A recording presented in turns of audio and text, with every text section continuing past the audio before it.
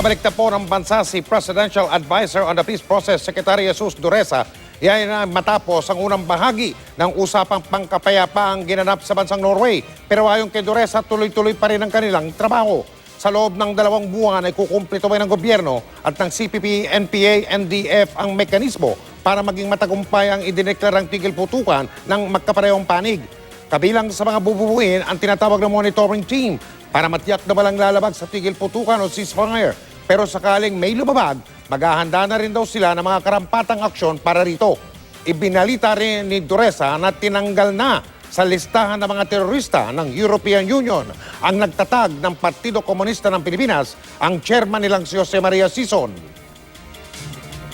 You will notice that there is really an effort now of really accelerating the process. We need to come up with mechanisms to really make the ceasefire work.